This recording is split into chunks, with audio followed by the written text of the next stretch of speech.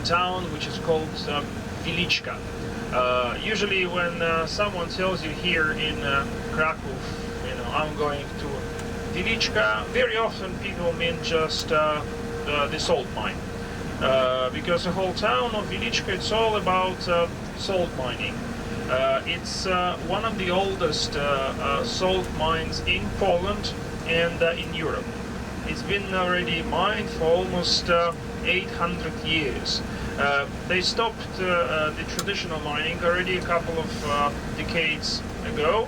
There is no kind of traditional mining anymore, but they still get some salt out of it, thanks to the process of evaporation of water. So by evaporating water, they still get about 20,000 tons of salt every year. And the salt we buy in our grocery stores, it's our own salt. You know, very often when you buy it like this, a kilogram pack, here you have the symbol, the coat of arms of Vilichka salt mine on it. And now it's one of the probably cheapest things you can buy in every grocery store, but it used to be one of the most expensive.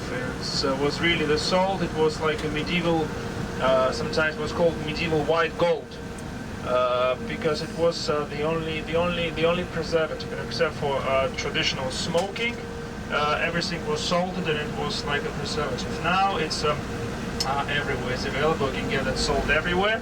And the mine you're gonna visit, it's not just a mine. It used to be a royal salt mine, so it belongs to the Polish king. So it's about 30% of the Polish economy. It was about salt export.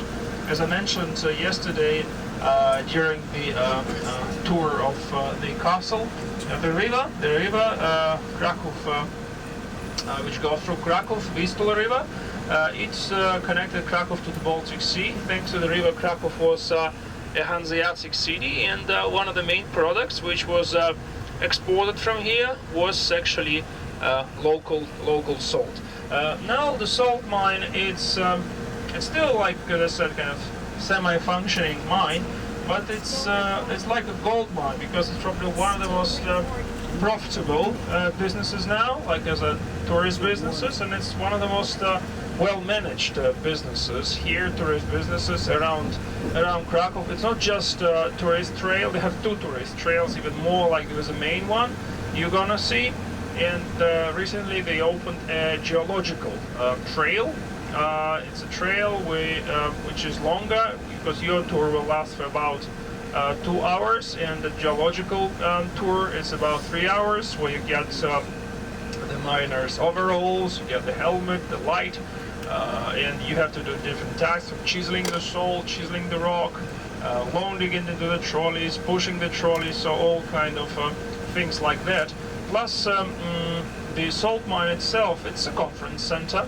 It's a place to organize wedding receptions. We have huge chambers with huge rooms which can fit hundreds of people. You will see some of them. You will see, for example, an underground church.